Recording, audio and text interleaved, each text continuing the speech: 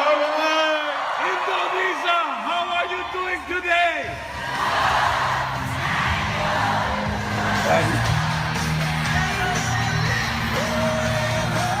Okay.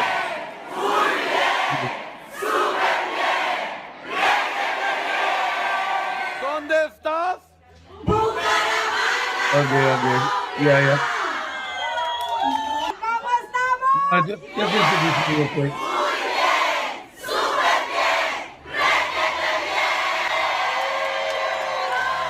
¿Cómo estás? Bien. Muy bien. Súper bien. Requete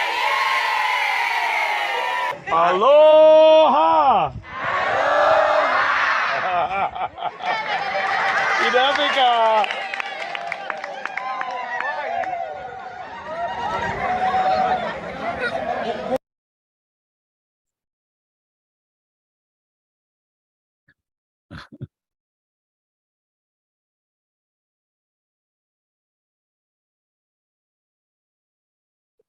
Oops. I think I'm just gonna start, Yeah. Patty. Yeah, no, Okay. got it. I got it. And now I co-host. I couldn't talk because I wasn't co-host. Okay. Good evening, everybody. Welcome to our fourth day of the seminar. Hi, day is this?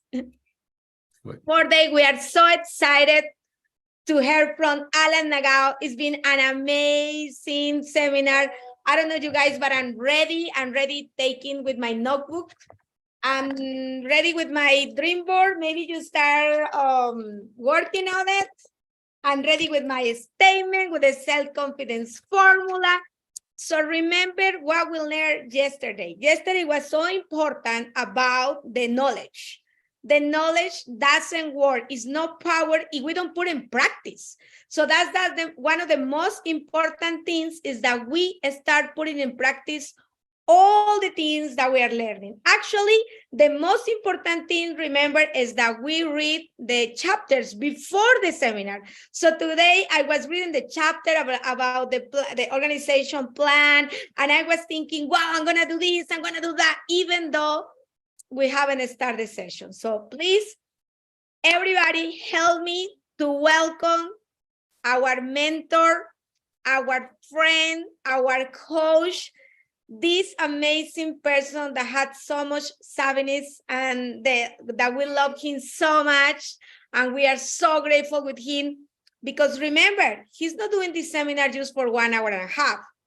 He prepares the whole day. He wakes up really early in the morning, continue to study. And that's one of the things that the chapter said yesterday.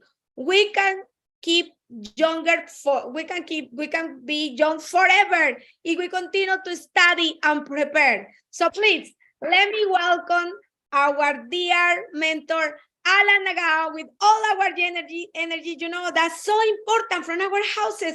Feel that energy, give some amazing applause, and let's start with our 5 days. So thank you so much for all the translators, all of the ones that you are here.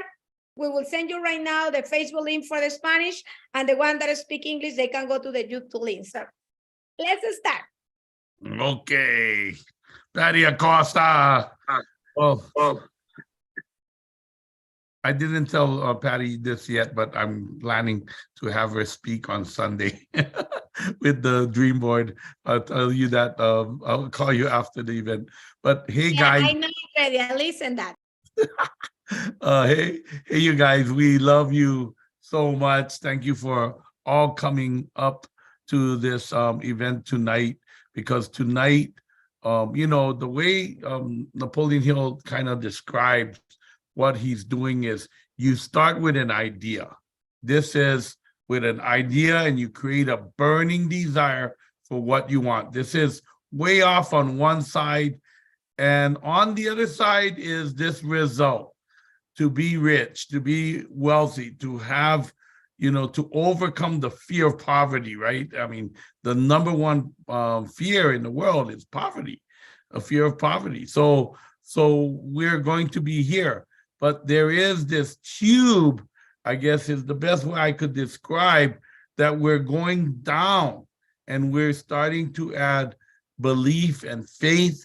We start adding auto-suggestion, and we now have to create a burning desire. So even if we don't have it yet, we don't believe it yet, we have a way to put more energy into it. But that's not enough. Now we start actually working on an organized plan. We start putting concrete, we're pouring concrete into this idea. And as we're coming down the tube, we now have concrete plans, concrete ideas, well thought through. And then we, in the next couple days, we're going to be using the power of mastermind. Mastermind will actually ensure a solid structural alignment of this incredible idea that we have. We're going to bring it down to structural alignment with the mastermind, giving it power and the ability to have persistence, mastermind and persistence. And then we actually pour into this plan the sixth sense, the power, the real power, the power from within. And as we do that, we actually open up to the law of attraction. And this is where we kind of get the result that we want. So if you think of this as a year plan, we're coming down the tube and we're going to be building the entire next 2023 year using this incredible strength and this foundational piece to build our 2023 year. So I'm really excited to cover these topics today, because it really is the structure of what makes a sound idea turn into the reality. So you get a good idea, you get a crazy idea, dream so big they call you crazy. Now, how do we make that crazy into reality? And, you know, Patty's a great example of someone who has made the crazy idea into reality, a crazy dream board into reality. So we're right in the middle of it. So let's keep on working and doing the effort to create new habits, new disciplines, new structures that allow us to get to the end of the path. Okay, so I'm going to start with this idea right here.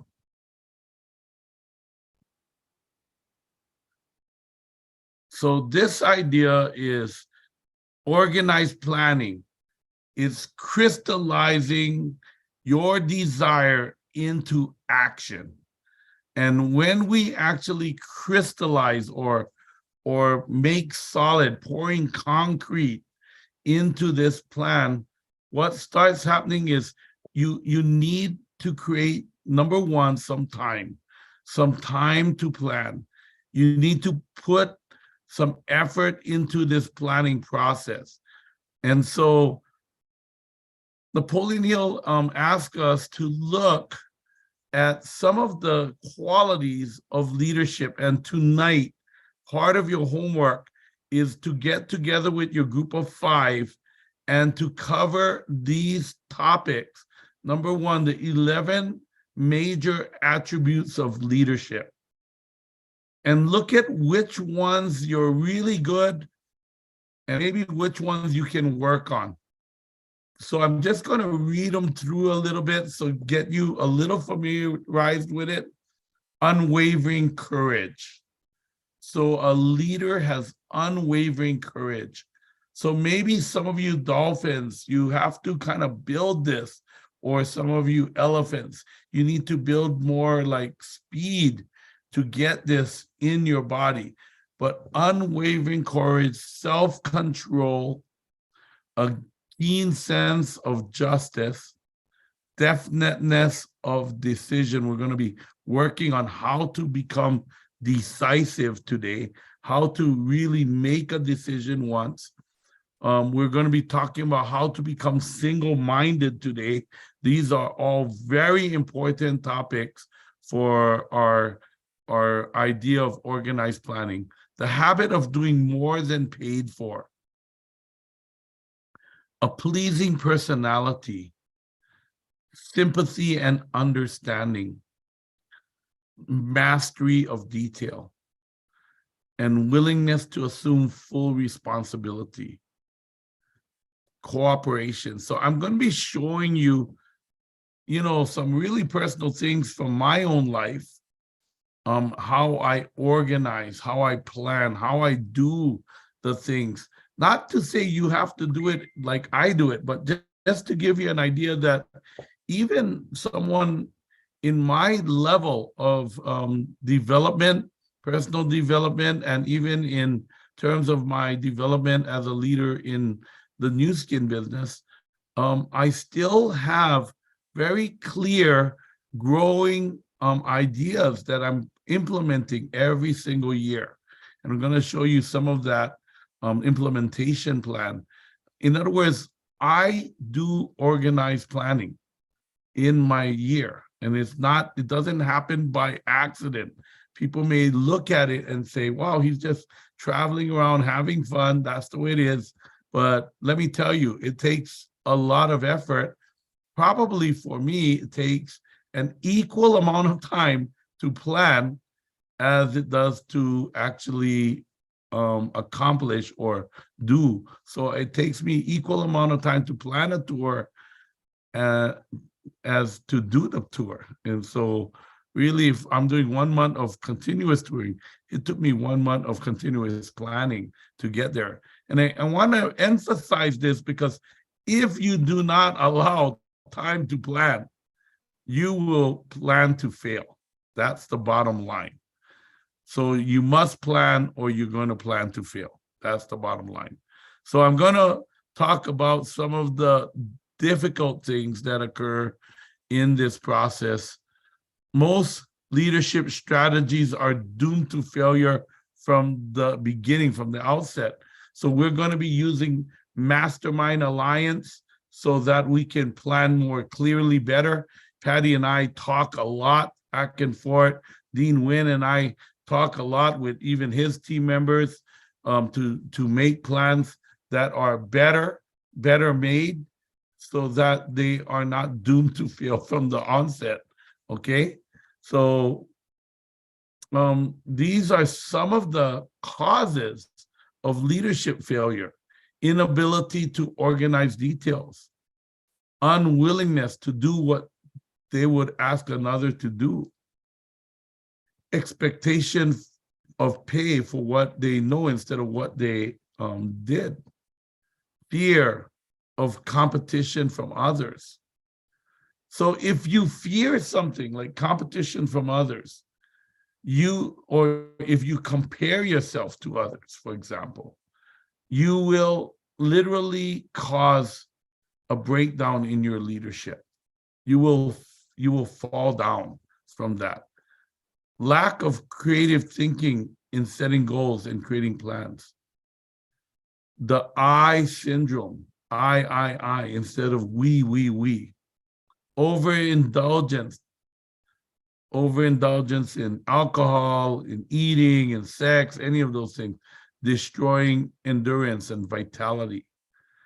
Disloyalty to colleagues, leading by instilling fear instead of encouraging. So we have I call it a volunteer army. We need to lead with encouragement and inspiration, right? Emphasis of title instead of knowledge and expertise. Failure to face the negative reality.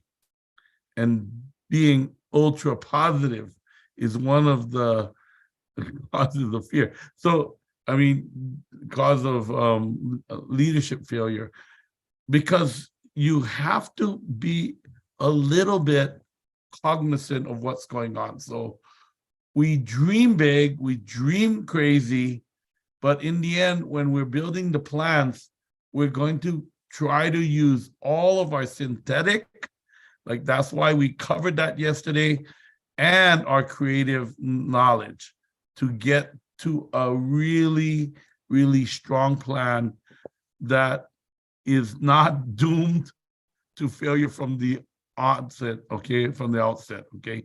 So that's what we're doing. We're putting together a plan, an organized plan for our success. The most serious failure of leadership is the failure to foresee. So we gotta kind of use our mastermind to help us see, and our coaches, people that have gone down the path before, our Ruby and Emerald, Diamond, Blue Diamond, Team Elite executives have gone down this path before, and they can foresee things that maybe you cannot see. The way my mentor would say it is, when you're in the jungle, all you see is trees. But what you need is someone at 10,000 feet up looking at where you are and saying, hey, keep on going, or turn a little left, so you can get there. And Dean Wynn always talks about the idea that the space shuttle, or on the trip to the moon, they made 1,000 corrections. And how did they do that? They could not tell that they were off course when they were in the space capsule. But ground control was watching carefully and said, add, 5 pounds to thruster number 6, and it'll blow you back on course again. It'll get you back on course. And that's what we're doing all the time, every day, trying to get back on course, because we get blown off of course. So we're not going to cover these today, but these are the 30 things we need you to review tonight, okay? Always remember that leadership is a privilege. When you're in a leadership role, your influence may affect the trajectory of people's entire careers, and often their entire lives. So making this connection with your leader and connecting in such a way that you become coachable, you become open to the guidance, but also, check this for yourself and see where we can adjust. And except for number 1, as Napoleon Hill says in the book, which is, basically genetic, right? Maybe you have a mental retardation or something like that. Except for that, everything else you can change. And even if it is that, he says, you can actually overcome it with the power of the mastermind. So you can use basically all 30 of these, you can adjust. So just to give you some ideas, I'll read a few of them. Lack of well-defined purpose in life. This is the number 1 cause of failure. Lack of a well-defined purpose in life. Lack of ambition. Insufficient education. This today is what we call education. Education means to draw out. Educo means to draw out. So as we talked about yesterday, when we talk about insufficient education, it's the inability to listen to your subconscious mind, lack of self-discipline, ill health, unfavorable environmental influences during your childhood, So sometimes people are fighting those programming that they got from childhood. And so, these are things we face, all of us face. Maybe procrastination or lack of persistence, a negative personality, lack of controlled sexual urge. We're going to cover sex transmutation in the next 2 days, and you will see how we can actually create power from the most powerful energy in our body. Uncontrolled desire for something for nothing. Lack of a well-defined power of decision. One or more of the 6 basic fears, right? Fear of poverty, fear of ill health, fear of death, fear of, criticism. I mean, there's, all of these fears. We're going to cover that on the last day with a self-analysis also. But today, it's really critical that you look at these things so you can see where you got to shore up and build, which will give you more power so you can make it to the end of the road, okay? This is how we're going to do it. And so tonight, please go through these 30 as part of the homework, okay? The 30 things. Deliberately seek the company of people who influence you to think and act on building the life you desire. So you really want to find those people, a mastermind group that will influence you and act on building the life you desire. Look for people who have what you want. Surround yourself with the top 5 people of the people you want. And another way of looking at it is look at the 5 people you hang around with most of the time. Are they the ones that you want to become? A life like that. I had a great friend, and he drank a lot. A case of beer, a 12-pack of beer a day was common, and he was a great friend. But when I started my journey on success, it wasn't that he was no longer my friend. He was my friend, but I could not spend 7 days a week with him. I could spend 2 or 3 days a year. And usually when we got together, we drank and we talked and we had fun, but I could not do that 7 days a week, or I would become with that habit. And it wasn't good for my, my development. So it's, sometimes you got to kind of have a friendectomy. I make up my own word for the translators here. Friendectomia, amigoectomia, I guess you could say. You have to kind of sometimes choose where you're going to spend your time with. So the mastermind principle consists of an alliance of 2 or more minds working in perfect harmony for the attainment of a common definite objective. So we set a goal, like Patty and I set a goal this year. We're going to have 100 new team elites. And then we, with this defined goal, we set a schedule and a things to do and all the things we want to accomplish to make this goal a reality for ourselves. The Mastermind Alliance, a committed community of business owners who are intent on helping each other succeed. So that's what we have. We have a Mastermind Alliance. That's what Dean Nguyen and I have, and his, Vietnamese team elites. And we have alliances in Vietnam. We have alliances in the US, in Europe.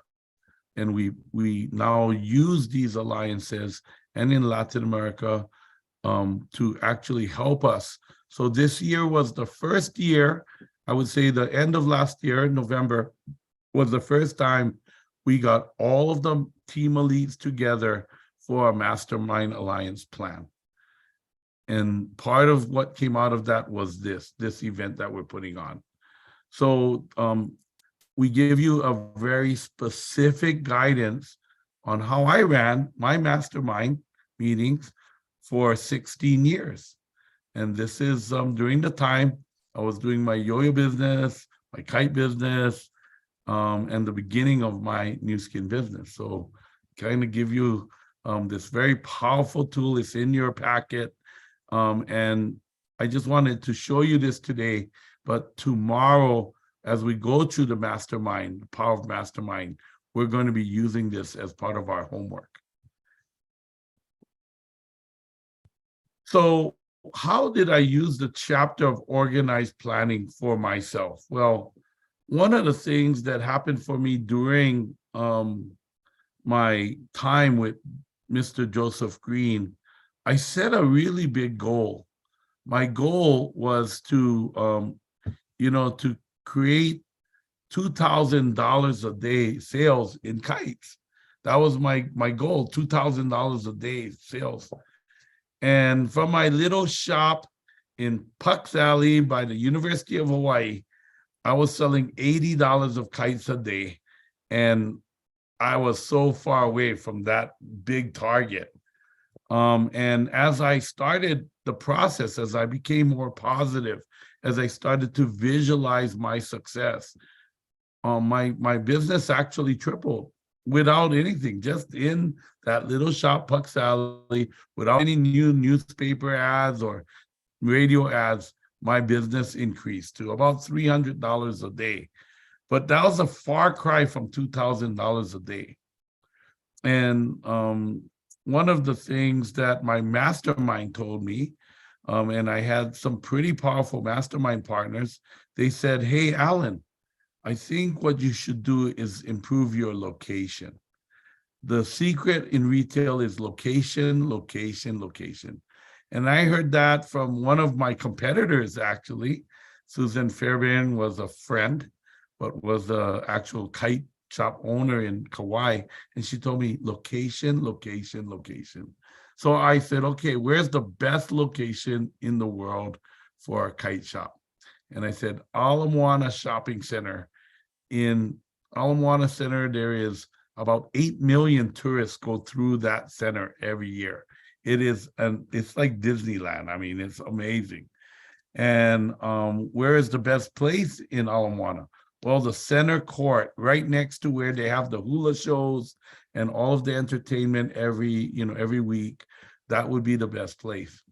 Well, there was no real shops in that area. I walked it several times, but I decided I was going to have, with my definite purpose in life statement, I wrote it down, I was going to have a shop in Ala Moana Shopping Center. And we were going to do $2,000 a day in sales of kites. And I remember when I first decided this, I was a very small businessman in a very small shop.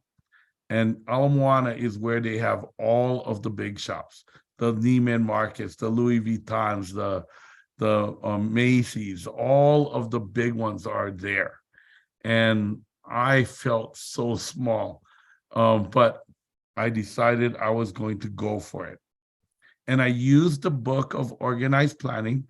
And I know you have read it, but he talks about how to write an application for a job. And I translated that into how I could write my application for Ala Moana Shopping Center. So my first and big goal was to pick up an app, which was just basically one-page sheet of paper, just a paper with the application on it. I'll tell you what, I was scared to death. It took me a week to go and do this one 15-minute project of going down and picking up the app, because I didn't feel I deserved it. I did not feel like I was ready to be in such a big, somebody asked, what is this book, Think and Grow Rich, in the chapter of definite plans, right? Organized planning. So I was reading that chapter very carefully, and I decided, okay, so I picked up the app and I read through it, and I could not answer any of the questions. The questions were like, list all of your locations. And there were like 5 blanks. And I had just one. List all of the years in business. I had 3 years in business. And, list your sales. And oh my God, I was like, oh my God, this is like crazy. And I was a small businessman, but I started, and that's the key, right? Yesterday you heard it, just get started from where you are. So I started, and finally, after reading the chapter over and over of organized planning, I decided to write down what I was going to be of service to Ala Moana Center, how I was going to serve them instead of how I was going to make money there. I went the other way, why they needed me. And I started to write down things like, well, I was going to add a lot of color to their shop. I was going to be a great place for men to hang out. I was going to have, a fun activity for kids, and that we could benefit the center in all of these ways. And then I had a professional artist come and paint all of the, like, a front end of the shop to show how beautifully colorful the front end would be. And she did a beautiful watercolor drawing of the front end of my store. Now, remember, there was no stores available. There was no stores where what I had painted was not even there. And so, I was doing all of this like out of my imagination. And then I wrote like 8 pages of what we were going to do benefiting Ala Moana Center. And I got a professional writer to rewrite the 8 pages, and it ended up double-spaced 3 pages. She got 8 pages of information down to 3 pages, and it was professionally written, and it looked amazing. And then I got a professional photographer to photograph all of my kites and all of the things, so I could put together a presentation book with professional photography. I bound it in a very nice binding, and then I put everything together. I had projection charts, I had everything. And I remember going into Ala Moana Center to present my application. When they received my application, the lady that received it never saw an application like this before, never. She was like, wow, what is this? And opened it, and they were like reading it like a children's book or something as they were going through. And the director of Ala Moana Center, Mr. Egan, was there, and he looked at the application, and the co-director of Ala Moana, Sam, it was a woman, Sam, was also there and looked at it and said, wow, that's really beautiful what you did. But they never thought to put a kite shop in Ala Moana Center.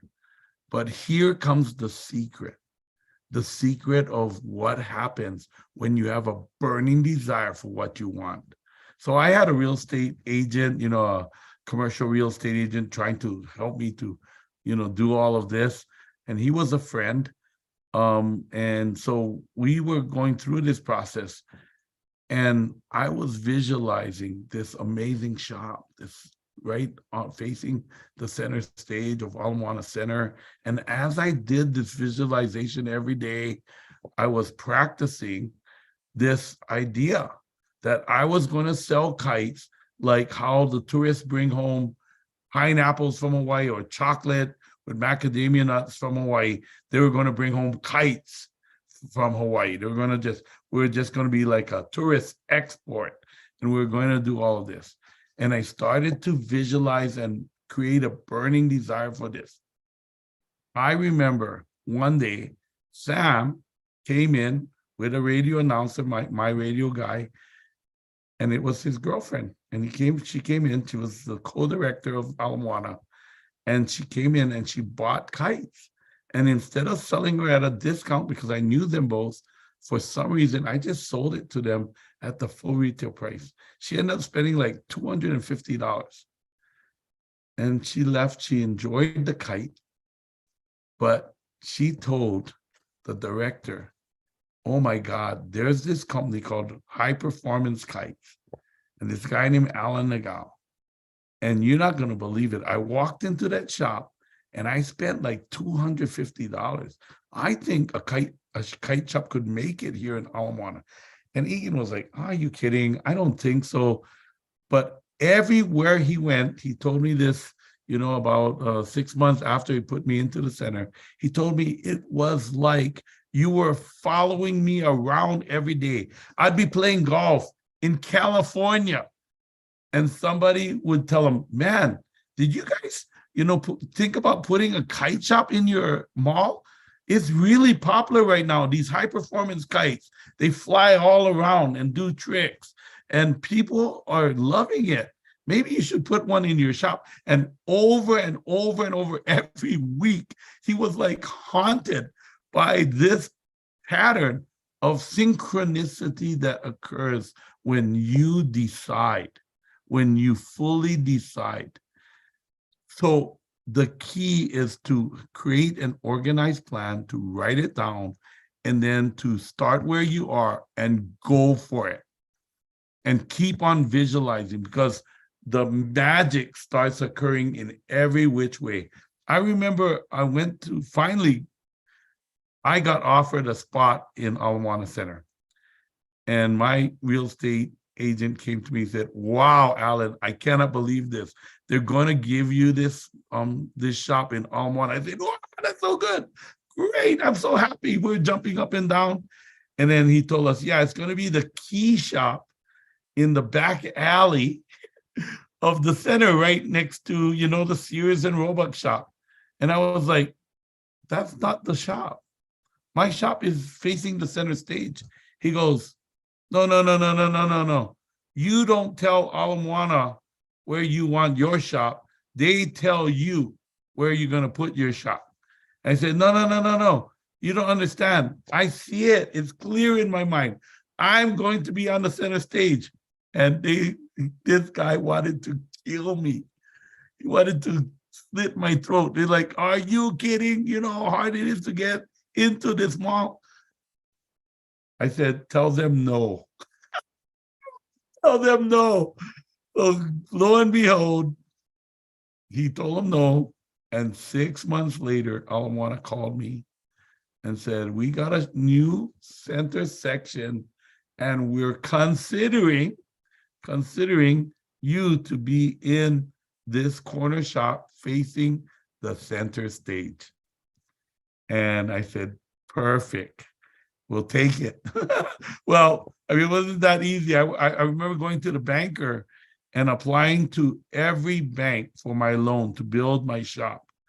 And, we have a bank called Bank First Hawaiian Bank. It's the bank that says yes. They told me no.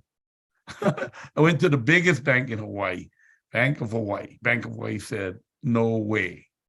I went to every bank. I finally went to my father's bank, the one he banks at.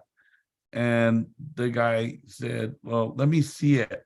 So I put in the app, put in all my projections. He said, cannot, no. He put in, I met with him for lunch afterwards. He said, you know what? I'll put it in again. He put it in again. They said, no. Third time, no. He says, if we put in this app a fourth time, they're going to give you approval, I guarantee you, because it's on my neck. My people pay me back. They don't pay the bank back. It's a personal relationship. You have to promise me you're going to make it. And I said, I absolutely know I'm going to make it. 16% interest. That's a very high interest. But I got my loan and we built that shop. And that was the kite shop that I'm in. 2000, I started selling. My first days were about $1,500 a day. But within a few months, I was doing $2,000 a day selling kites. From this exact shop right here, you can see it. Wasn't very big, 700 square feet, packed with things. And I had a warehouse just as big in the small because I had to refill this shop several times a day. It was packed with people every day buying kites. So that's my kite shop story about the organized planning. I absolutely used everything from the book Think and Grow Rich. And I drew out from that how I could professionally write the application, photograph it professionally, even doing pictures, writing projections, doing everything I could to make it absolutely spectacular. And that got me into the largest mall in the state of Hawaii, Ala Moana Shopping Center. So you want to make a strategic plan. You want to create, a vision statement, a mission statement, a strategic, drivers. You want to start putting this all together. You want to, map it out, how you're going to get to each level of your business development and what kind of training materials you have. What is the process? You want to really map all of this out. If you can't explain it simply, you don't understand it well enough, says Albert Einstein. So you really need to keep it so you can explain it very simply. I remember my banker asking me one day, so you think you're going to sell like over 2,000 kites a day? And I said, 2,000 kites a day? How did you get that? And I realized he was talking about those paper and stick kites that cost like 39 cents or 79 cents as kids. And that was not the kites I was selling. I was selling $200 kites. So I said, no, you don't understand. This is what I'm selling. And he was, oh, okay, got it. Wow. I was kind of worried there for a moment. It's so funny, but people get misunderstanding. And plan it out. And if you guys know, I'm always doing these little circle charts and things to help people plan out their organizations, their things, and using colored pens. I did it tonight for the leaders. This is how we do the plans, right? Strategic plan, vision, mission statement, goal, organization. This is what you want to do, okay? And if plan A doesn't work, go for plan B. And plan B doesn't work, go for plan C. I mean, just keep on going through using the power of the mastermind, your leaders, your people. And if it doesn't work, then just go to the next right away. I never lose. Either I win or I learn, says Nelson Mandela. Greatest glory in living lives, not in never failing or falling, but in rising every time we fall. I love this guy, Nelson Mandela. He had a vision. He was imprisoned for 30 years, and then he released, South Africa from apartheid. I mean, really amazing, right? So you have to create daily routines. This is the key, the 1 hour miracle morning. So we're going to be practicing this 1 hour miracle morning every day with your team. And this 1 hour, everybody has the same amount of hours during the day. Your job, instead of getting up at your normal time, get up 1 hour early. This way you will always have time to do your miracle morning. Get up 1 hour early. And how to plan your day. So we're going to show you this exact plan. Your daily routine matters, okay? Never hit the snooze. Never, ever hit the snooze. So, my son asked me at 19 years old, Dad, how do I get more discipline, or how do I get discipline? And I told him, there's only one thing really to do.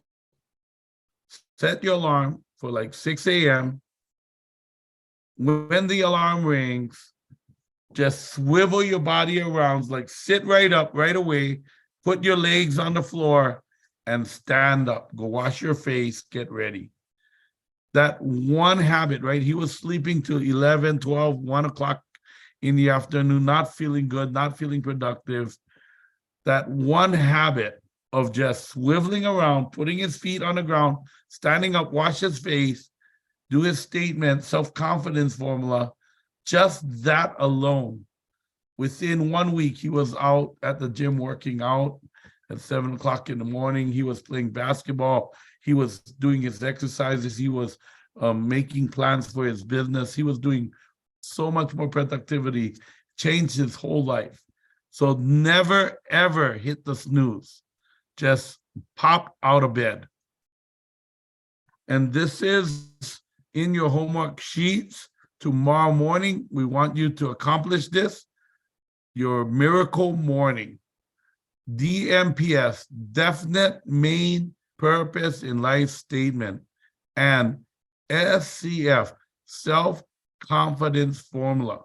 It's the first thing you do. Wake up 1 hour early, do your definite main purpose in life statement and your self-confidence formula out loud. 20 minutes of workout. You can do 15 if you want, 15 minutes of meditation if you want.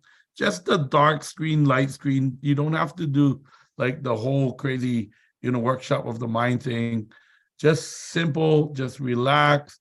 See the picture you don't want in black screen, see the picture you want in white screen, and then do the top 5. This is the top 5 right here. Top 5 things I must do complete before I die. So you write it out. Top 5 things in 5 years. Top 5 things I want to accomplish in 1 year, in 1 month, 1 week, and today. Now, when you write this out, I recommend you have a notebook and you just use 1 page per day. Just write it out, 1, 2, 3, 4, 5, 5 years, 1, 2, 3, 4, 5, 1 year, 1, 2, 3, 4, 5, and put the numbers down first, because some days you can't think of one of those slots. Just go to the next one. And by the end, just come back and fill out that little slot that's left. Okay? So put down the date at the top. I usually put down the date and where I am. I like to track where I was in the day that I wrote these things, and keep that notebook. Just keep on building new page after new page. We have quite a few leaders on this Zoom that have accomplished this for a few years now, and their lives have completely changed. We had lifelong goals accomplished in 1 year. I know for myself, I accomplished my 5-year goal in 4 months. So I don't expect you to believe me. Try it. See for yourself if it doesn't work. Okay? This is absolutely, mind-blowingly good. Now, I remember Dean Wynn came back from a seminar. He goes, yeah, I just came back from a seminar, 4-day seminar. 25,000. I went, 25,000 for you and your wife? Oh, no, just for me, 25,000. I went, wow, that sounds a little expensive. Was it in like Tahiti or Bora Bora, or some exotic island that you went to or something? Oh, no, just regular hotel. Oh, wow. And why did you go to that? He goes, well, I wanted to know, what they teach at a $25,000 seminar. I go, oh, okay. You know what my next question was, right? What did they teach you? And he said, well, they taught me, by the second day, I called up Catherine, his wife, and said, I already got my money's worth. And I said, okay, what did they teach you in the second day? And he said, well, they taught me, to write down the things I really want to accomplish in my life every day. And if I do that and focus my mind, I'll be much more productive. I was like, okay, yeah, that makes sense. But what did they teach you? I mean, I think we all know that. He goes, well, first, they taught me where to get that 1 hour from that I would spend every day. And I said, oh, that sounds interesting. And he said, well, they taught us to get up 1 hour early. And I thought, okay. And then what else did they say? To write this list. To write this list every day. To do these things. To do your statement, self-confidence formula, work out, meditate, and do the top 5. To do these things. 25 grand. It was worth 25 grand to Dean Wynn. And I was just in Vietnam. I was shocked. I tell you, I was in Ho Chi Minh City. And I asked, how many of you get up at 5 a.m.? Because in Dean's group, it's called the 5 a.m. club. And 300 people stood up in the room. I was, what? 300 people?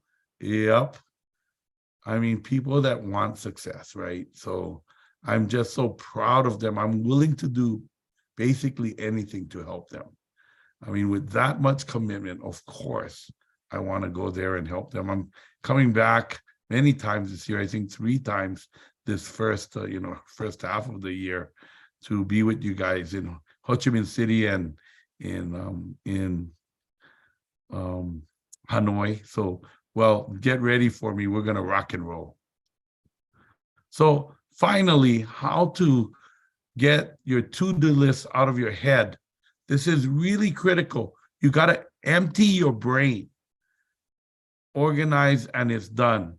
So this is one of the great habits of billionaires. Okay, so I'm not just talking about, oh, this is a good idea. No, these are habits of billionaires to do a to-do list. Now, I'm going to tell you how to do it.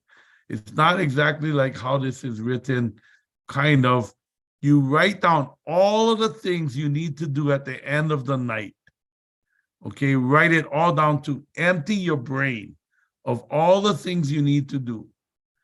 And then to the right, rewrite the list in order of importance, by priority, but it says over here, but in order of importance. My mentor told me to write things to do on the left in order of importance on the right, and relist it. Now, you can imagine who I am. I was a monkey at the time. I was always looking for shortcuts. So I'd write the things to do on the left, and then I'd renumber it on the left. So I'd put like 1 in the middle and 2 up here, 3, 4, 5. You know, I was cheating, right? My mentor one day looked at my list and said, "What are you doing?" And I said, "I'm doing my things to do list." He said, "That's not how I said to do it. Rewrite your list in order of importance." And I was like, huh. You know, some days I had these big holes. It was like a spear went through my body, and I had these holes, and I was digging at the holes, what he was saying to me. And I realized what he was saying. At night, when you rewrite the list in order of importance, you're telling your subconscious mind what to do. You're giving it instructions. What are the priorities? Do this, and you're telling your magic genie exactly what to do. I'll give you a great example of this. So one of my things to do list, it was on my list for several weeks, was to clean up my sewing area. It was all of these drawers full of all of the fabrics and tapes and threads and all different things, was all cubing, you know, kite parts, all of that was all in these drawers. And I decided one of my things to do was to reorganize all of those drawers. So one night, it finally made number 1 on my list, at the top of my list. I put reorganize all of the drawers in the shop. And the idea was to do number 1, whatever your priority was, until you could not finish anymore, and then you would go to number 2. But you'd spend whatever time it took to complete the number 1 task. So I was ready. Next morning, I was going to get up and reorganize all of these drawers. I went into the shop in the morning, and this was freaky. I mean, like, this was like my hair was standing on end, because as I opened the top drawer, everything, all the threads were in perfect order. And it was, I opened the second drawer and third drawer and fourth drawer. And I was like, you know, we have these little magic menehunes, which are leprechauns in Hawaii. And I thought, did the many Hunis come into my shop and reorganize everything? How did this happen? There's no way that the drawers could have reorganized themselves overnight. The only other person that has a key to my shop is the guy, the part-timer that comes in just on Saturday to kind of run the shop while I'm out at the kite field. He's the only guy with a key. So I called him up. This is Ed. I called Ed up. Hey, Ed, did you come in and reorganize all of the drawers? He goes, yeah, Alan, last night I couldn't sleep. So at 3 o'clock in the morning, I finally got up and I opened the door and I reorganized all the drawers last night. And when he went home at 6 o'clock and I came in at 8 and it was all done. It's incredible how this subconscious mind works. And I want you guys to test it out for yourself. It's absolutely mind-blowing. Things to do and order of importance. Plan your most productive week ahead. So we're going to be doing this week. We want you guys to organize and start planning your week. So you have a schedule, you have appointments, put it all down. Write down all your appointments. Every day I see Rose with her little paper, schedule like this, putting in all of her appointments every day. And this is like my, schedule last year as I was going through this, and you can see, every day I had events and different things going on, Zooms and different things. And this is like my travel schedule. So you can get an idea what I look like. I'm even worse than that this year. This is my current one. It's like terrible, handwritten. But, it's like every month is absolutely stuffed full of events and things that I'm doing. So, if I got to do this, you got to do this, okay? I'm going to tell you, you want the result, you got to be willing to do the thing. So take some time to organize yourself. You can see all the tours and all of the little yellow marks of the weekends, so I can know when the weekends are and what I'm going to be doing. So establish a morning routine. Stay focused. Keep your daily to-do list small. Get outside your comfort zone. Up-level your game. Move your body. Fuel it with healthy food. Create white space. Reflect on positives. Go to bed early and wake up at the same time each day. So these are some of the things. And don't overthink. So you set your goals, you need to really create a routine, a rote every day. So this is, kind of my rotes every day. I finish up my seminar, I always give myself a little reward for getting done with this seminar. So, and, meditate, take some time. So every morning I get up early. I like taking a bath, so I take a really nice long bath. I do my galvanic spa, my Lumi spa. I put on my pearls. I put on all my face things, do my hair, and then I'm ready to go. Now, I put on my clothes. I'm in business dress, even if I'm just going to, drink my new biome and getting ready for my day. It's a routine. And then I come downstairs and I'm ready to work. And I get done with my work before I go out and do anything else. So this is like, is true. This is how it works. The greatest love of all is learning to love yourself. So while you do this, take some time for you. Take some time for you. So I always try to give myself a little break. Like before my seminar today, I just gave myself 40 minutes to just take a little rest, lie down, relax. I didn't go to sleep, but, meditate, do a little thing. Love yourself every day. Today and every day, may you remember that your true nature is love, so you may set the world's heart ablaze. Pavarati, okay? So We want, if you want to love yourself unconditionally, you need to go out on a limb and just do it. Okay, you guys hear that? This is absolutely the king of things to do. Okay, love yourself every day. Do not beat yourself up for what you did not do or what you didn't do well. Just give yourself credit. Everybody put your hand like this and then go like this and say, good job today. You're here. Good job. Great job. Okay, I'll give myself credit for another day of 989 people on our Zoom. Good job, Alan. Good job, Patty. Tap Patty on the head like that. So this is your idea, okay, with organized planning. Rate yourself, create a plan with your mastermind, and come back to it. So after mastermind, after the whole book, come back to organized plan and concretely build your year. Get ready for it.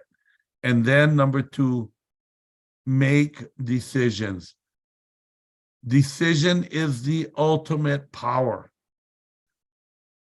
You have to decide to be rich. You have to decide to be rich. Successful people make decisions quickly and firmly. Unsuccessful people make their decisions slowly and they change them often. So you want to be on the top of this chart. So now you have made a plan, now make a decision and go for it. Go for it. Keep your eyes and ears wide open and your mouth closed if you wish to acquire the habit of prompt decision. My mentor was like, you got 2 eyes and 1 mouth, 2 ears and 1 mouth. So, you know, I was a monkey. I was always kind of looking all over the place. And he said, just close your mouth, look, and then with this energy, you're going to have poise. He forced us to have this word poise. If you want, go and look up that word poise. It's an incredibly powerful word. So this mind here is processing power is about 7-bit. Your subconscious mind is about 2 trillion compared to 7-bit. So do not use this 7-bit processor to try and figure out how you're going to get everything done. This conscious mind's job is to decide what it is you want, to visualize it, to see it and decide what it is you want. And then you send it to the subconscious mind. And 2 trillion, we're going to learn this in the subconscious mind and the brain, how this works. But this supercomputer that we have here in our subconscious is so much more effective. In other words, Genie, I want to be rich. I want to make, and you got to give the specific amount of money you want to make per month, and then turn it over to the genie and let the genie help you to get the job done. Indecision is a decision. Indecision plants the seed of procrastination. So I'm hoping you guys are taking some notes. Like if any of these are really afflicting you, get clear that I need to decide. I need to decide and have that decision once, you know, and then go for it. A great many years ago, he bought a dictionary, and the first thing I did with it was to turn to the word impossible and neatly clip it out of the dictionary. That would not be an unwise thing for you to do. So get your dictionary, clip out the word impossible. In the way, we have been talking about it, I'm possible. I'm possible, right? So that's what we want to do.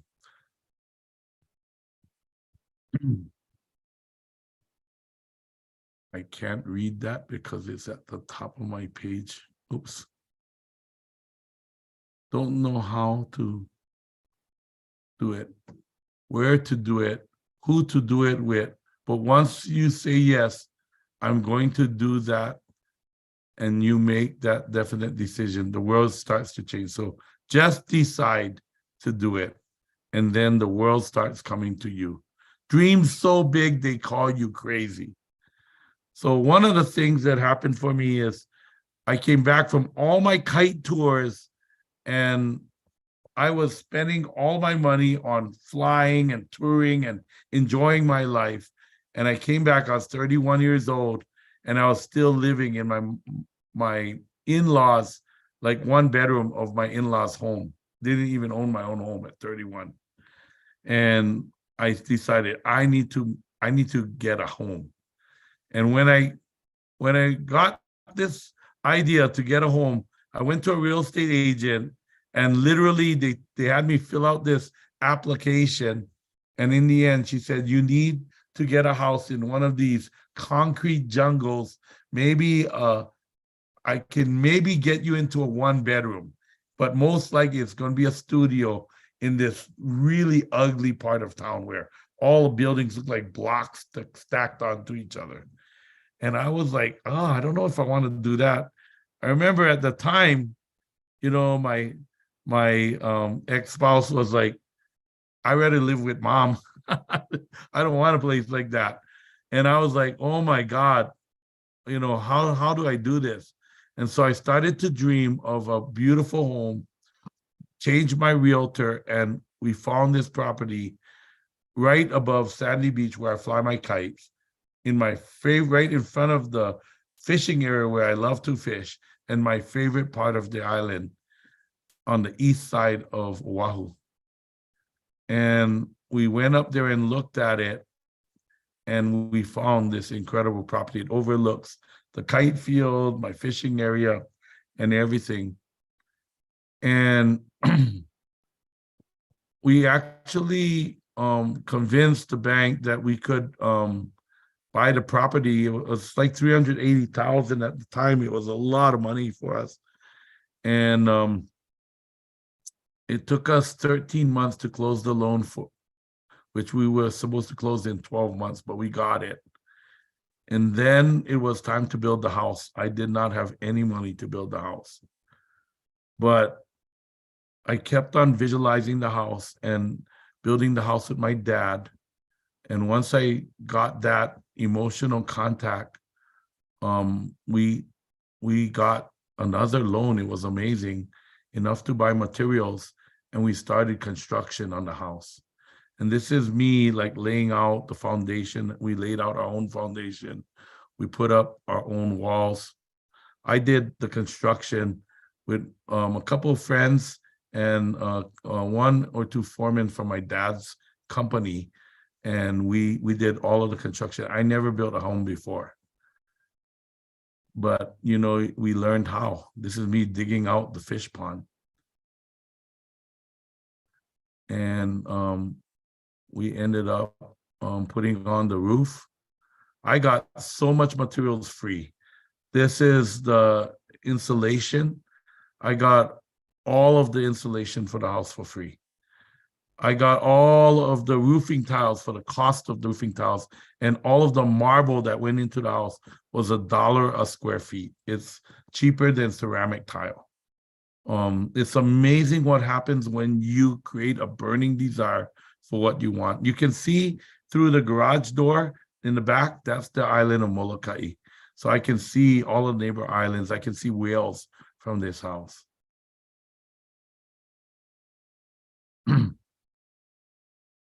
And my view in the morning, this is the sunrise with Molokai. That's the island of Molokai where the sun is coming up from, the ocean. And every afternoon I can see the sunset. It's amazing. So once you come up with the plan, go for it. I mean, I built all of the plans for this house. I visualized it. I drew it out. I took architecture when I was in high school and my first year in college. So I was able to draw the house out, visualize it, and then build it. Every man is what he is because of the dominating thoughts which he permits to occupy his mind. You feel the stress of leaving your body, your mind, your life, okay? Do not wait. The time will never be just right. Start where you stand and work with whatever tools you may have at your command, and better tools will be found as you go along. So this is, Henry Ford, I want it, I'll have it. This is the V8 motor. And he told the team, go out and make it. And they come back like 6 months later. It's impossible. It's not possible to make a V8 motor. And he said, I want it, I'll have it.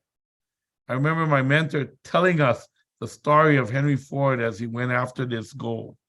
And, engineers quit because it's so frustrating to think about something that they couldn't figure out a solution.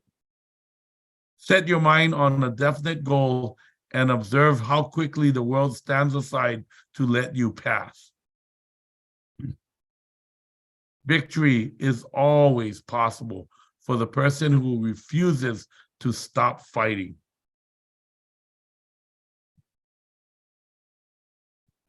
Put your foot upon the neck of the fear of criticism by reaching a decision not to worry about what other people think, do, or say.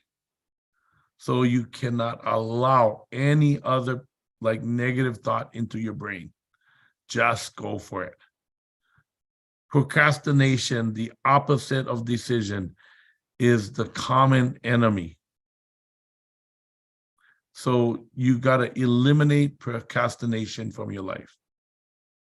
Opinions are a dime a dozen and are the cheapest commodity on earth. And everyone has one. So, forget everybody's opinion. My mentor always said, keep your own counsel. It means listen to yourself. Listen to yourself first. Now, you will have a mastermind, but a good mastermind doesn't tell you what to do. They'll tell you options, but they shouldn't be a mastermind that says you need to do this or that. They'll give you options, but they'll always say, but you know what, Alan, in the end, it's your decision. Make your decision. That's a good mastermind. So be careful for those people that want to tell you, do this, do that, do like this. No, that's not what you want. This is an option. It has worked like this for me. Maybe you want to do the same, kind of like that. How rich people think. The rich believe money is earned through thought. The rich know that creative thinking is the highest paid skill and most valuable asset in the world. We all get the same 168 hours. We each get the same 168 hours a week. I don't have time isn't an excuse. Sleep, 56 hours, 112 hours left. Work, 50 hours, 62 hours left. Errands, hobbies, 7 hours, 55 hours left. That 55 hours a week that you can use to work on your goals. Okay, so use that time wisely. So these are the principles we are learning in Think and Grow Rich. Desire, fate, auto-suggestion, that's what gives you the power. Thoughts are things, that's all up there. It gives you the beginning point, the thought. Auto-suggestions empowers it with energy, and then specialized knowledge, imagination, organized planning, decision. These are the tube we're going down. And we're going to be adding persistence and mastermind. And then we're going to introduce the power of sex transmutation, which empowers the speed of getting to the subconscious mind, the brain, and then using the sixth sense to the law of attraction to bring it to us. So I want you guys to think we're in the middle. I know it's analytical today, very different from the first days, but it's important. You got to do both. You got to kind of have this analytical strategy with this really great idea. You know, a lot of the monkeys, they have great ideas. They have big goals, but they have no way to get in between. I was that person. I was that person. So these chapters, as I slugged through them, I will say it that way. I slugged through them. It was difficult for me, analyzing my own weaknesses, looking at the things I needed to, and waiting for the mastermind to approve the plans. Those were very difficult steps for me to do, but it was critical for my big success. And so we have something really powerful to end tonight.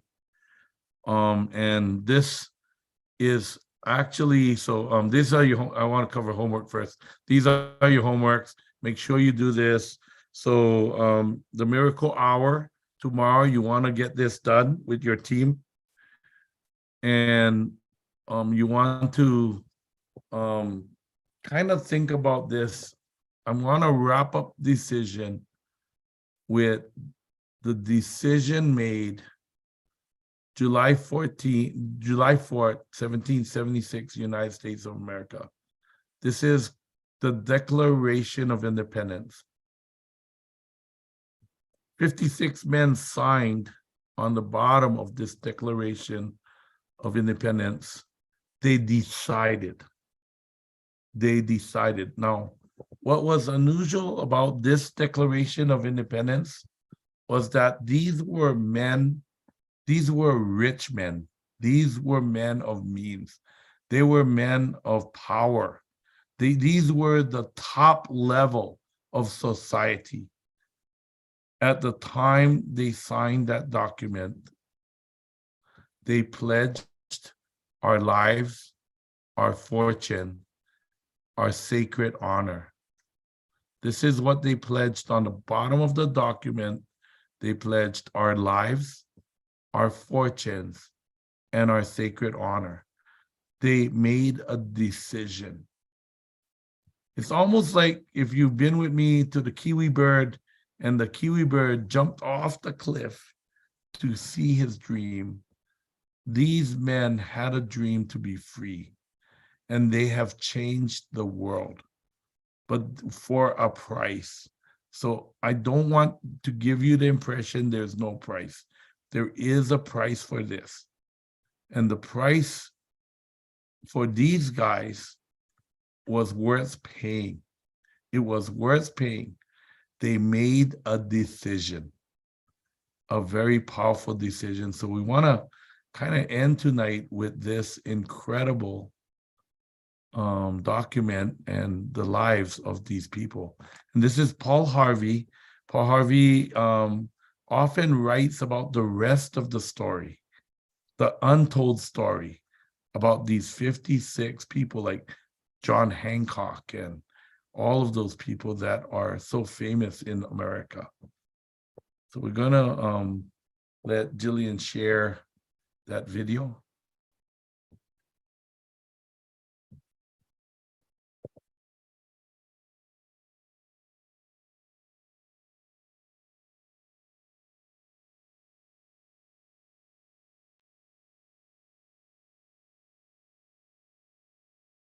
And we can send out a copy of this video, or you can look it up on YouTube. Americans, the how and the why of our beloved republic are so much better known and understood than the who. The United States of America was born in 1776, but it was conceived 169 years before that. The earliest settlers had watered the New World with much sweat. They had built substantial holdings for themselves, for their families. And when the time came to separate themselves from a tyranny an ocean away, at best it meant starting all over again after the ravages of war. Researching what you're about to hear gave a whole new dimension to my reverence for our nation's first citizens. All others of the world's revolutions, before and since, were initiated by men who had nothing to lose. Nothing to lose. Our founders had everything to lose and nothing to gain, except one thing.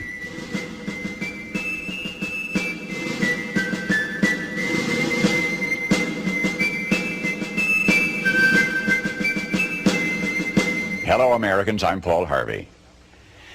You remember the cherry tree fiction. A long time after you have forgotten the more earth-shaking history-making episodes in the life of George Washington.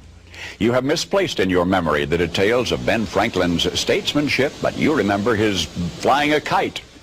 Joyce Kilmer was a great military hero, but the only thing you personally recall about him is his poetic tribute to trees.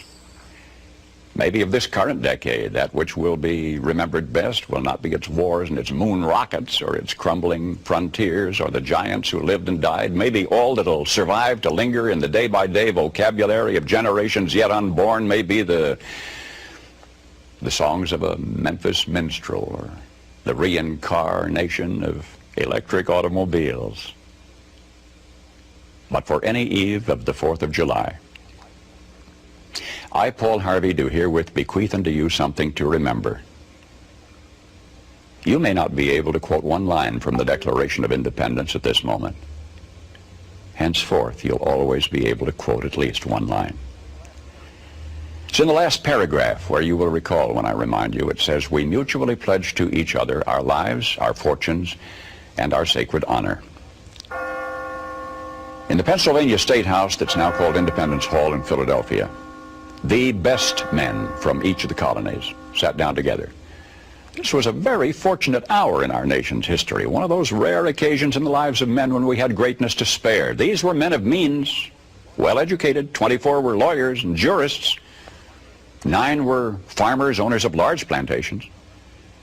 On June 11, a committee sat down to draw up a Declaration of Independence. We were going to tell the British fatherland, no more rule by redcoats. Below the dam of ruthless foreign rule, the stream of freedom was running shallow and muddy. And we were going to light a fuse to dynamite that dam. This pact, as Burke later put it, was a partnership between the living and the dead and the yet unborn. There was no bigotry, there was no demagoguery in this group. All had shared hardships.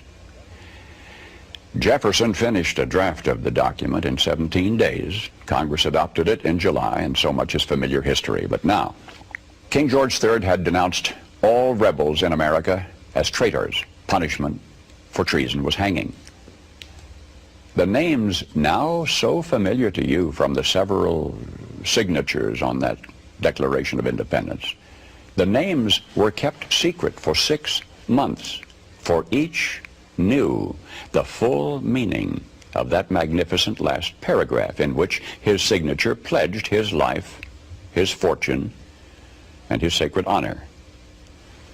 56 men placed their names beneath that pledge.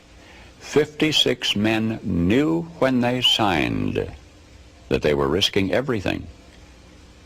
They knew if they won this fight, the best they could expect would be years of hardship in a struggling nation. And if they lost, they'd face a hangman's rope. But they signed the pledge. And here is the documented fate of that gallant 56. Carter Braxton of Virginia, wealthy planter, trader, saw his ships swept from the seas. To pay his debts, he lost his home and all of his properties and died in rags. Thomas Lynch Jr., who signed that pledge, was a third-generation rice grower, aristocrat, large plantation owner. After he signed, his health failed. His wife and he set out for France to regain his failing health. Their ship never got to France, was never heard from again. Thomas McKean of Delaware was so harassed by the enemy that he was forced to move his family 5 times in 5 months. He served in Congress without pay, his family in poverty and in hiding. Vandals looted the properties of Ellery and Clymer and Hall and Gwinnett and Walton and Hayward and Rutledge and Middleton. Thomas Nelson Jr. of Virginia raised $2 million on his own signature to provision our allies, the French fleet. After the war, he personally paid back the loans, wiped out his entire estate, and he was never reimbursed by his government.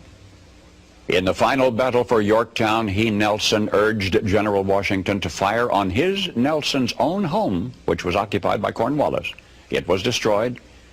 Thomas Nelson Jr. had pledged his life, his fortune, and his sacred honor. The Hessians seized the home of Francis Hopkinson of New Jersey. Francis Lewis had his home and everything destroyed, his wife imprisoned. She died within a few months. Richard Stockton, who signed that declaration, was captured, mistreated, his health broken to the extent that he died at 51. His estate was pillaged. Thomas Hayward Jr. was captured when Charleston fell. John Hart was driven from his wife's bedside while she was dying. Their 13 children fled in all directions for their lives. His fields and grist mill were laid waste. For more than a year he lived in forests and caves and returned home after the war to find his wife dead, his children gone, his properties gone, and he died a few weeks later of exhaustion and a broken heart. Lewis Morris saw his land destroyed, his family scattered. Philip Livingston died within a few months from the hardships of the war. John Hancock, history remembers best due to a quirk of fate rather than anything he stood for, that great sweeping signature attesting to his vanity, towers over the others, one of the wealthiest men in New England. And yet he stood outside Boston one terrible night of the war, and he said, "Burn Boston, though it makes John Hancock a beggar, if the public good requires it." So he too lived up to the pledge. Of the 56, few were long to survive. 5 were captured by the British and tortured before they died. 12 had their homes from Rhode Island to Charleston sacked, looted, occupied by the enemy, or burned. 2 lost their sons in the army. 1 had 2 sons captured. 9 of the 56 died in the war from its hardships or from its more merciful bullets. I don't know what impression you had of the men who met that summer in Philadelphia. But I think it's important that we remember this about them. They were not poor men. They were not wild-eyed pirates. These were men of means. They were rich men, most of them, and had enjoyed much ease and luxury in their personal living. Not hungry men, certainly not terrorists, not irresponsible malcontents, not fanatical incendiaries. These men were prosperous men, wealthy landowners. They were substantially secure in their prosperity. They had everything to lose. But they considered liberty, and this is as much as I shall say of it.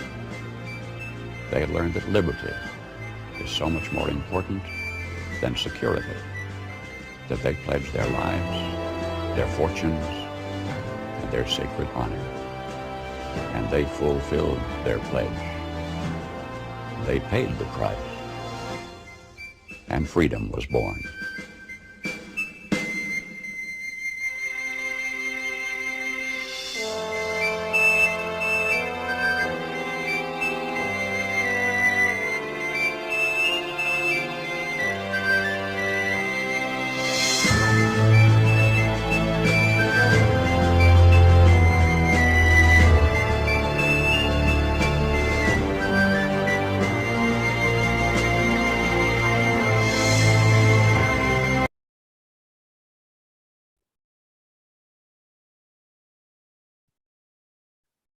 They paid their price and freedom was born.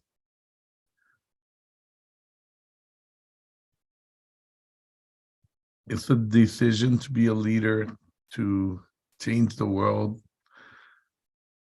This chapter of decision is much more than just, making decisions quickly and changing them slowly. It's a decision to change your life, to use the freedom that those men paid for.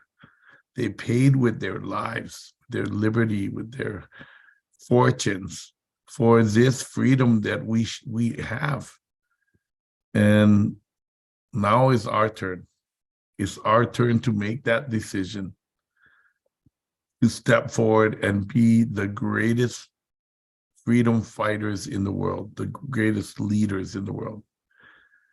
And I want to share, what do we stand for? What is this group that we are standing for? I mean, well, obviously we are here to be the personal development trainers, the people that, led the way, right? I led the way with my own self, to prove that this philosophy is true. Part of the time I was trying to prove it wrong, like could it work like that? But I built $1 million home with no money. My shop did $2,000 a day. I traveled around the world for nearly free with my kite business. I've become, I've earned over 40 million in commissions totally with my yo-yo and kite business and new skin business. So, we offer the greatest, personal development training, I believe. And you guys are just experiencing a little taste on internet about it, but really we're going to go out and do camps and live trainings, and those are way more significant and powerful for you. So, I look forward to seeing you live in all the places I'm going to go to. And, we don't charge for those seminars. It's like you pay for the food, the hotel room. The training is free. So that's what we're going to be offering you. You're going to be on the East Coast, the West Coast of US, going to be in Chile, in Colombia, in Mexico. I mean, we're going to be everywhere doing this, in Vietnam, in Hanoi, in Saigon. So that's in our plans. But besides personal development, we offer an incredible program of health, right? We offer this amazing program to be more healthy, to have more energy, to have, to be younger, to look younger than your age. I'm 62 this year. I don't feel 62. I don't look 62. And it's really in the proof, right? But we offer a lot more than that. People who want to monetize their social media, we train you, we help you to do that. So we're going to offer some very significant training on the 19th and 20 and 21 this month. So if you want to come for that, same time as this seminar, same Zoom link, and same amount of time, about 2 hours. We're going to be doing that every day on the 19th, 20, and 21, same time. And leaders, you guys can come 1 hour early. So I'm going to offer some really good leadership training. And then we're going to have some very special guests on Sunday. Dean Wynn is going to be covering the leadership training. Patty Acosta coming out for our training on Sunday to really wrap this up with dreams. I mean, really important to see the before and after, to see what it looks like on the backside of the tube. So we went all the way through the tube, what it looks like there. We're going to be covering the sixth sense and the brain that day. So it's going to be really amazing. So I'm going to just, we're going to do a quick meditation tonight. We call this the sky slide meditation for when you need to do a really quick one. But what else we offer in this program is to be a force for good in the world, to do something great with your life, to help other people. And this year, my goal is to serve, 100,000 meals a day in Vietnam, to have 100,000 bags of Vitamil per month, to be voluntarily donated, and then to take those bags and feed Vietnamese kids. We're going to build those bags in Vietnam, and we're going to serve those bags in Vietnam. But we're going to take collections all over the world for that. That's one of the things, and I'm so proud and happy to do this with all of you. I mean, this is a project for all of us to get involved in. But we offer this ability to serve the world. Of course, personal develop ourselves. We have book clubs. Most of the teams that you see here have book clubs every day or every week. And it's amazing the amount of books that they have read, personal development books. So these are all part of our program. And I just want you guys to get involved in all of the programs as we move forward here today and tomorrow. We're going to be really covering the most important parts of this tube, which is the mastermind, the power of mastermind, overcoming procrastination and becoming persistent. How do you build that energy and power? We're going to be empowering you with that.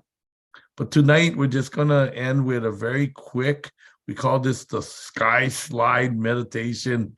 So we're going to be at the top of a sky slide. If you don't know what that is, it's the slides where you got to jump on like a carpet. And then you're at the top and you kind of go over the edge. And as you're going down, we're going to be visualizing the color red, orange, and then on the flat spot, yellow, green, blue, purple, and we're going to end in violet. So it's like that double, kind of shaped slide that goes down like that. So we're going to visualize ourselves at the top. I actually visualize the colors as kind of coming through me, almost like colored air coming through me. And I could feel the different temperature of the colors as I'm going down the slide, and it helps me kind of visualize that. And again, red is the color of relaxation, relaxing your body. Orange to relax your emotions. Yellow to relax your brain. Green to feel peace. Blue to feel love. Purple to seek out the deepest part, the quietest part of your mind. And violet to be in the alpha zone. So we're going to do that, and then we're going to actually do a very simple place to go to just really sit and empty your mind. Decision actually doesn't take much thinking. This is the surprising thing about decision. Decision is listening. It's actually not thinking, it's listening. So we're going to listen for what our heart is calling for us to do. That's what decision really is. It's listening to your heart speak to you. If your mind is too strong and active, it'll block the feelings from coming up, and that blocks the decision. So we're gonna just sit down, take a deep breath, relax.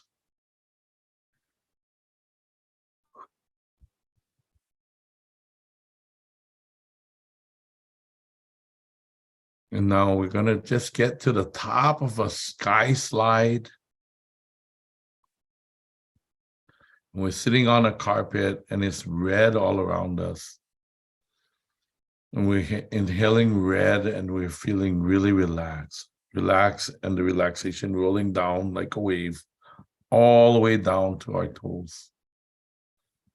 And now we're going to push ourselves off the edge of the sky slide. And as we start going down, visualize the color orange. Emotions relax. And yellow, empty your mind. And as we go over the second crest, we go into green. Let peace enter your life. Now we're going faster. Blue, feel love. And purple at the end of the sky slide. Purple, enter the deepest part of your mind. And violet, enter the inner levels of your mind. Quiet your mind. And as you sit there quietly, enter a beautiful forest. As you walk through the forest, find that beautiful scene from nature that you love. Maybe it's a cliff or a tree, or maybe just sitting on a cloud.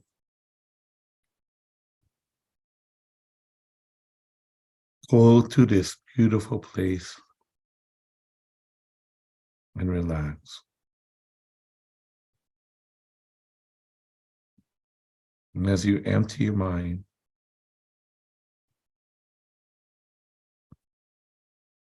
you see this idea of deciding or understanding, where do I want to be at the end of the year? What does my life look like? What is the perfect day for me?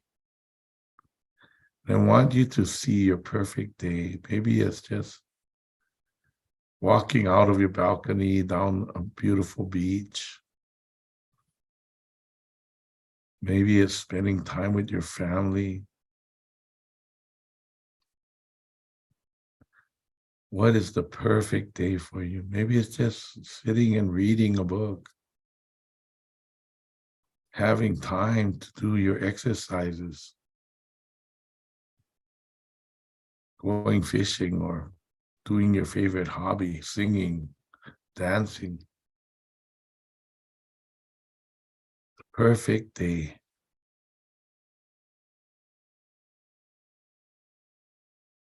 And decide, I'm going to have the perfect day. Driving my favorite car. Enjoying my favorite people, having my favorite meal. In my favorite location.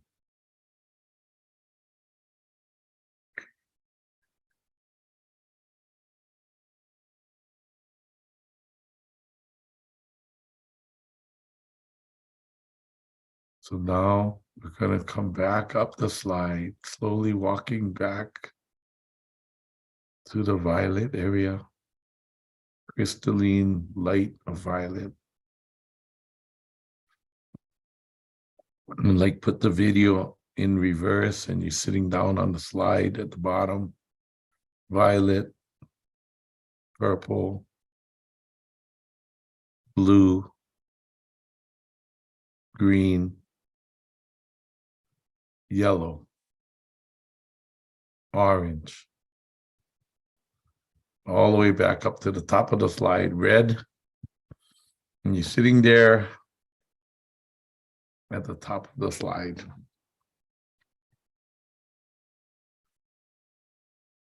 So this sky slide technique is a very fast way for you to get into that alpha state, that levels of your mind. You can try it whenever you want. It's very fast. So this is our challenge today. We're gonna do Miracle Morning tomorrow morning. We're going to have, a beautiful time. Tomorrow is going to be on persistence and mastermind. And we're going to be doing the mastermind meeting tomorrow after our meeting.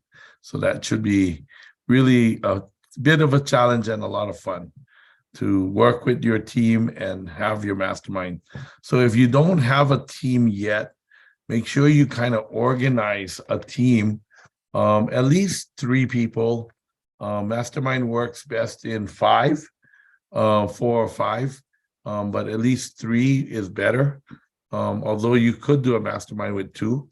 And then we're going to show you examples of how to do a mastermind meeting tomorrow.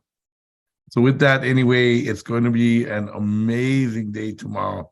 So we're kind of getting through the analytical work of, organizing and planning and kind of trudging through the tunnel. But it's all important. All of the steps are important for you to get to the other end. Okay. All righty. Patty Acosta, you have anything to say about our events? Miss Patty? Bizcochito, no? Just want to say thank you to you and thank you to everybody to be here with us. I'm so excited for all the thing that is coming, and I will love that everybody had that energy about all the good things that are coming on the 2023. And I'm excited because in some days we're going to be working with Alan, with some leaders, doing the plan that what we're talking about today, all the plans, all the things that we're going to do in this 2023. And I know it's going to be an amazing year. So thank you for being here. So tomorrow, remember, we had to read the next chapters, right, Alan? Yeah.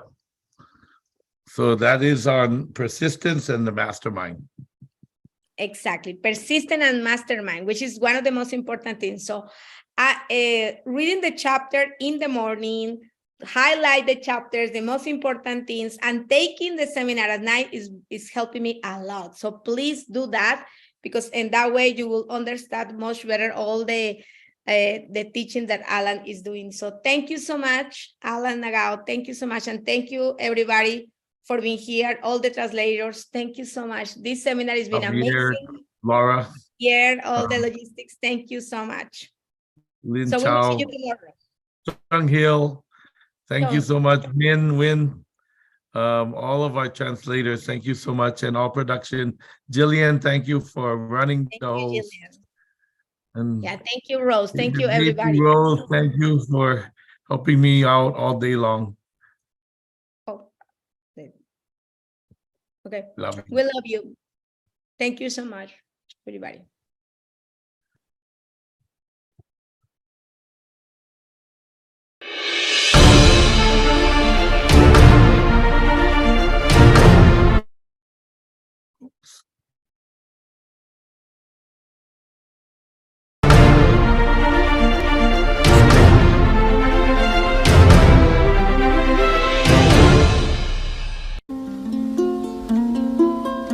I saw you in my dream. We were walking hand in hand on a white sandy beach of Hawaii. We were playing in the sun. We were having so much fun on a white sandy beach of Hawaii.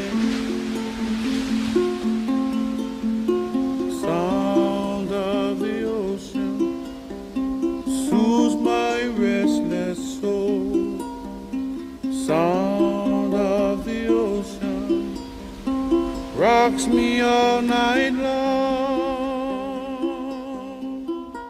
Those hot... Aloha, everybody. Let's open up the lines there, Jillian.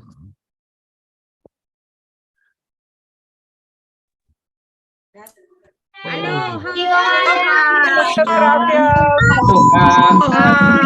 Hola, gracias.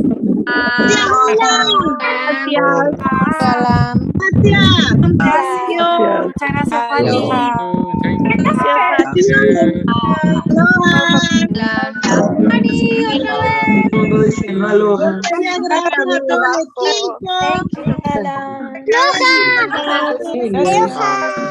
Este señor que nos está dando esta capital. Aloha. Este señor que les está mostrando esta capital. Aloha, Emi. Les estaba mostrando es un súper millonario y se ha ganado más de 40 millones de dólares en comisiones. Entrenamiento porque es una de las personas más grandes, más preparadas en nuestro país. Aloha, Emi, bella. Aloha. Thank you. Gracias a todos. Maravilloso. Bye, Alan. Gracias a todos. Chao a todos. Chao a todos. Chao. Besos a todos. Chao. Chao. Chao. Vamos a las mejores playas.